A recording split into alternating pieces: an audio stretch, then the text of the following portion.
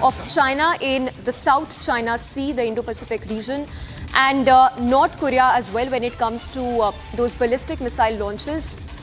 So Quad taking a strong stand against China and North Korea. In fact, Prime Minister speaking at the Quad summit said that it's not against anyone, adding that a free, open, inclusive and prosperous Indo-Pacific is our priority.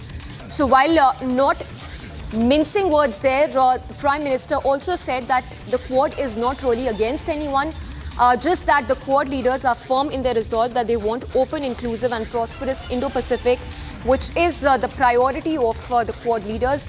Let's take that same point across to Rajiv Nayan as well. Mr. Nayan, Robinder Sachdeva was detailing how it's not just North Korea, but even South Korea. There are growing concerns that there could be retaliation on part of South Korea as well when it comes to the ballistic missile launches. Would you agree with that statement? And how do you think the US and other Quad leaders can really help South Korea when it comes to the growing aggression of North Korea against South Korea? No doubt, South Korea has been sending signals for a long period that it may go nuclear if somehow North Korea is not tamed. But the situation is quite complex there. In the East Asian region, the countries generally do not align, or you can say only on political lines, means on democratic and non-democratic lines. They have got old historical, nationalist, ethnic, you can say, issues also. So that will, if South Korea goes nuclear, then obviously Japan will have to also take action. And I don't think, I don't read also that South Korea is that serious about going nuclear.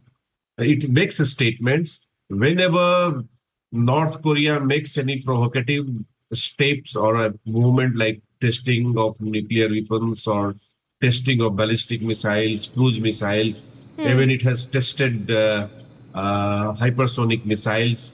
So somehow the South Korean establishment manages some opinion polls. This is the trend, and this is a pattern which we have been discerning for about more than one decade, at least, or about 2 decades. Since 2006, North Korea tested its first nuclear device, and thereafter it has started testing several missiles, and so far it has tested 6 nuclear weapons. So these after every test, after every provocative move of North Korea, we find that South Korea managing some opinion polls. And last year on January 1st, the South Korean leader, the head, even made the statement that, yeah, it can go nuclear. So that was slightly odd at that situation, and it was managed well by United States. United States will not allow South Korea to go nuclear because its entire regime will fall down. It will go apart.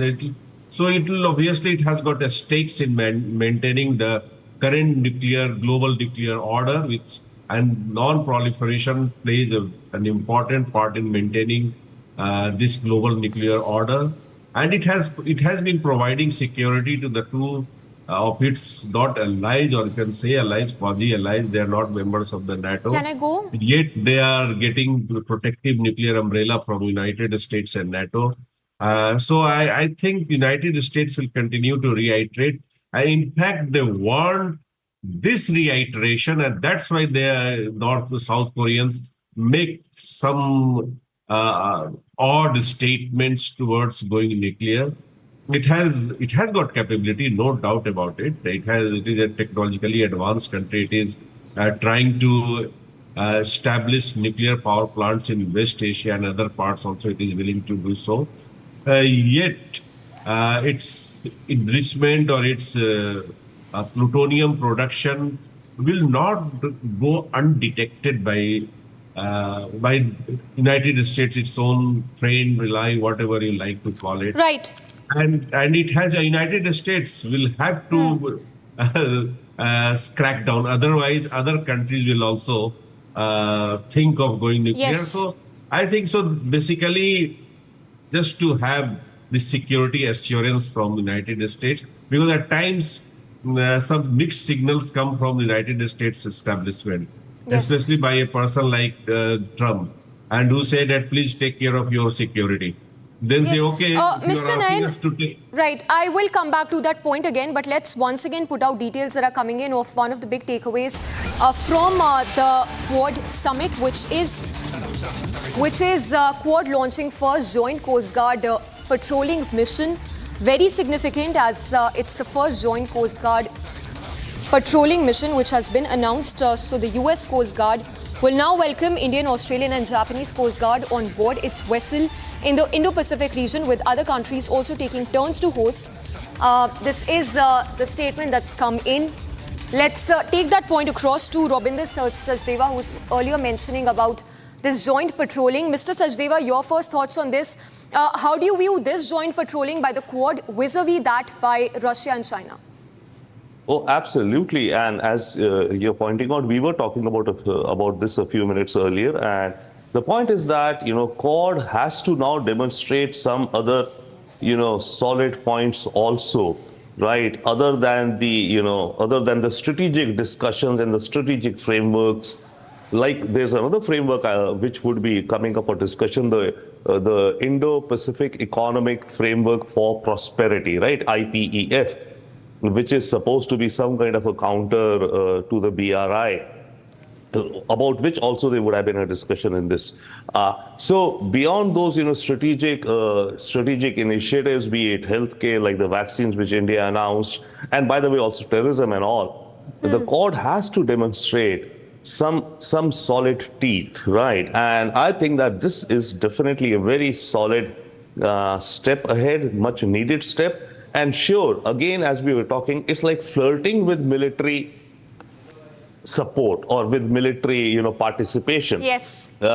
Because we are not looking to make the Quad, that's what one thinks, a military alliance. I mean, India, supposing the US and China have a conflict in the South China Sea over Taiwan, will India, because of being a member of the Quad, also attack China? I doubt it. Okay, so the Quad will not be a military alliance. For the military piece of it, America has other designs and other plans. But as in terms of support, in terms of ecosystem, be it logistic support, be it support like this patrolling I think is a huge thing, because you see, it's a huge miles and miles of, oceans. What is happening in these oceans is not known, what China is doing especially, and also with respect to, the illegal fishing by China.